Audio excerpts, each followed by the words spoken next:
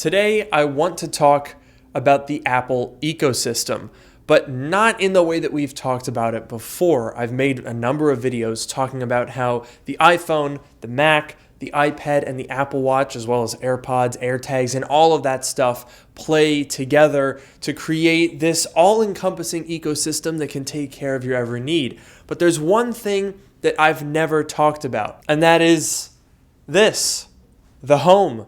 Specifically HomeKit, as it were. In fact, I've never even opened the HomeKit app on any of my iPhones. But all of that changes today because Aqara sponsored this video, and they wanted me to check in on Apple HomeKit. Every single component will be explored. AirTag, AirPods, Apple Watch, iPhone, iPad, Mac, and HomeKit. Oh, and there's an Apple TV in here somewhere. So with the challenge set, let's get started, shall we?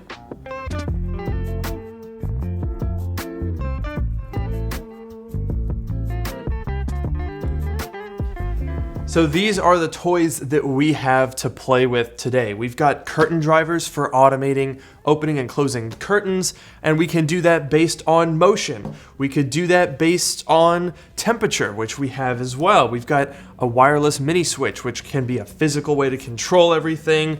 There's a hub with a camera, there's smart plugs. There's a lot to get into here. And what is really interesting about all of this is we want to find out how well this is going to integrate on all of the different platforms. The iPhone, the Mac, the Apple Watch. AirPods? No, that wouldn't count. So let's start by unboxing all of these devices and then we'll figure out what to do with them.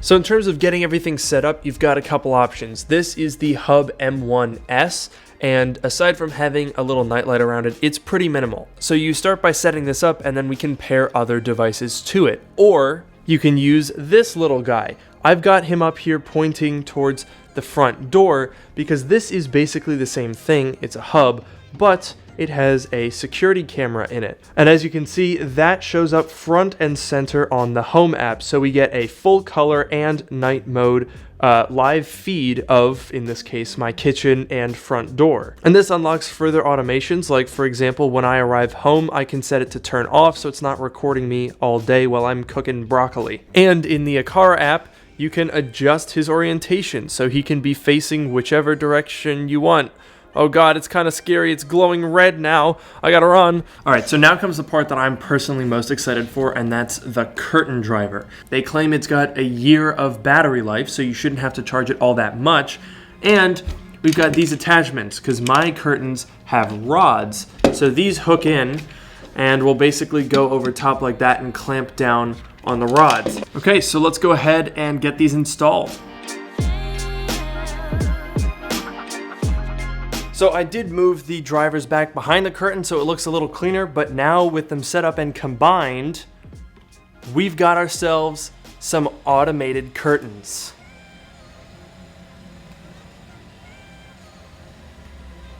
Pretty cool, huh? Plus you can add them to automation groups, so I have it set that every day at 12:35, they will open. And, it's 12:35 right now. Interesting. And you can do that over a longer period of time. So for example, if you wake up in the morning, you can have them open over a period of 10 minutes to gradually increase the light in the room. Pretty cool. So I set that light over there to turn on when that motion detector senses motion. So if I walk in the room, it turns on. And after an hour of no motion, it'll automatically turn itself back off again. So with the apartment now covered in sensors and switches, let's open up HomeKit, and basically our only limitation here is whatever I can think of to do with these various sensors and switches. So one that comes to mind right away is during the day, if I leave the curtains open, the sun shining in keeps this apartment pretty toasty and I have to run the air conditioning a lot more frequently. However, one thing that we can do to mitigate that is create an automation here.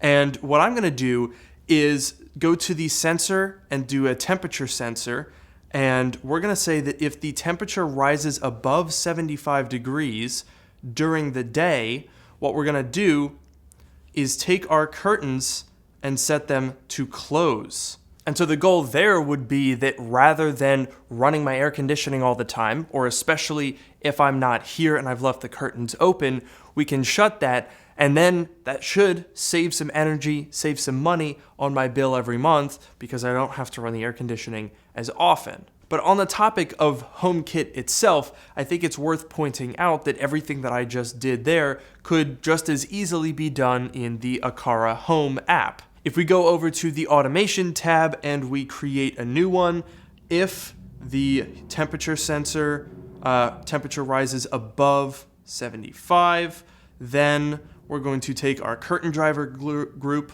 and we're going to set it to close. Now, the benefit of HomeKit in this particular case would be that it can interface with multiple different HomeKit appliances from different manufacturers. So if I had a temperature and humidity sensor from a different make, then I could also interface with the Aqara curtain closers. And that's definitely valuable, but it's by no means unique to Apple. Aqara works with Amazon and Google Home and all of those other APIs because it's just using a Zigbee controller, so it's pretty much universal. But unlike Amazon and Google, Apple has pretty strict exclusivity and requirements for getting stuff into it. So as a result of that, HomeKit is definitely the least popular platform of all three of those. Now, one of the reasons why Apple HomeKit is so exclusive is because they have very demanding security and privacy requirements. So a regular non-HomeKit smart bulb might only cost a couple of dollars, but add HomeKit to that and the price goes way up. Aqara claims that they're able to meet the requirements without passing costs on to consumers. For example, my apartment is set up with lights that I got off of Amazon. They're compatible with Amazon, they're compatible with Google, but they don't work with HomeKit. So while you can use their native application to control everything, and you can even use a Siri shortcut, you can't use HomeKit. Although now that I think about it, I do have plenty of Google stuff laying around, so maybe we should see if we can get Aqara to interface with the rest of my smart home that way. Wow, yeah, so it turns out Google Home is a lot easier to set up. You can just link your Aqara account, and in my case, it was GoSund, which were the lights that I have, and everything was able to talk to each other.